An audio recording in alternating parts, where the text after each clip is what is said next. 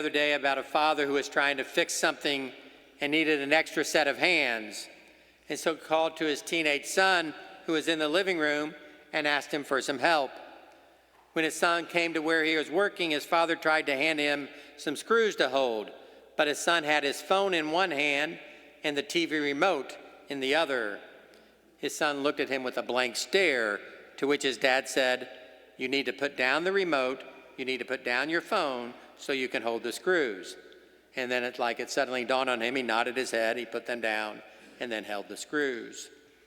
Today we celebrate the feast of the body and blood of Christ. And every time we come to the Eucharist, the Lord has something special that he wants to give us. Take, eat, this is my body.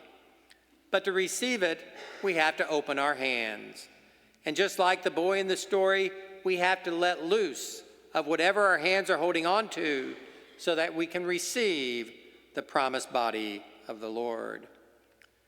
20th century priest and spiritual writer Henry Nouwen wrote a book titled With Open Hands. And in this book, Nouwen makes the accusation that many come to the Eucharist not with open hands, but with clenched fists.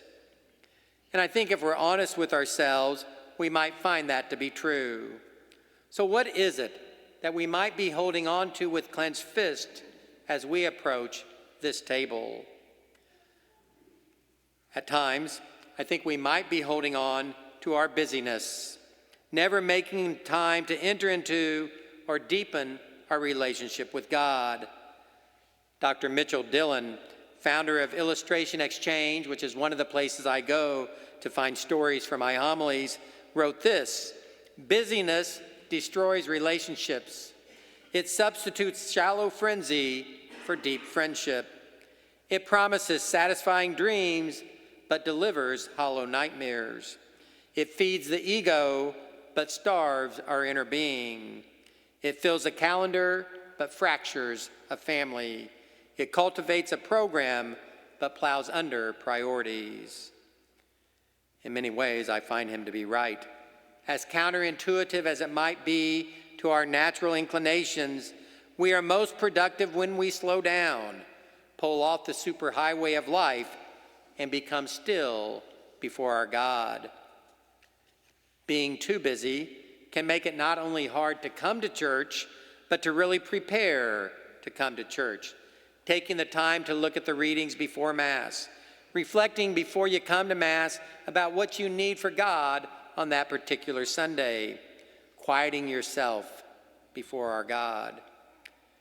Sometimes, when we come to church, our fists are clenched with our busyness, and the Eucharist, coming to Mass, simply becomes one more thing to check off our to-do list.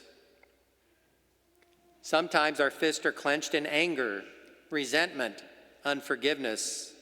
We come to Mass, but we never quite forget that person that did that thing to us earlier this week, or sometime last month, or even several years ago. And our fists are closed so much that we can't properly receive Jesus in the Eucharist. In February 2009, a 27-year-old woman from Fort Pierce, Florida, walked into a McDonald's restaurant and ordered a 10-piece McNuggets meal. The McDonald's employee, after taking the order, discovered that they were out of McNuggets. The employee told the customer that the restaurant had run out of McNuggets and she would have to get something else from the menu. Well, the woman went absolutely ballistic. She became irate, and after spending several minutes arguing and berating the employee, she took out her cell phone and she called 911 to complain. The 911 worker was less than helpful and told the woman she'd simply have to deal with it. But the woman got mad, hung up, and called back, hoping to get a different operator, which she did, but she got the same response. She hung up.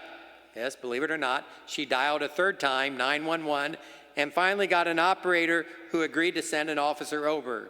She felt vindicated until the officer arrived and wrote her a ticket for misusing 911. Anger can skew our perspective. It can twist our judgments. In this state of mind, molehills quickly become mountains, and what follows is seldom good. The psalmist tells us, Refrain from anger and turn away from wrath. Do not fret, it leads only to evil. Anger can also cause us to approach the Eucharist with clenched fists. Finally, sometimes our fists are clenched with anger or with envy, jealousy, and self-pity. Kelly Holland with Time magazine authored a report that dealt with lottery winners. And one of the things he discovered is that the people who live near lottery winners had a higher than average chance of going bankrupt. The 2016 study focused on lottery winners in Canada and found that for every $1,000 increase in lottery winnings raises the bankruptcy among the neighbors of lottery winners by roughly 2.5%. So someone wins the lottery and their neighbors go bankrupt. What gives? Why this ripple effect? Well, when people win the lottery, they often spend some of the monies on goodies like new cars, boats, supersized TVs, whatever.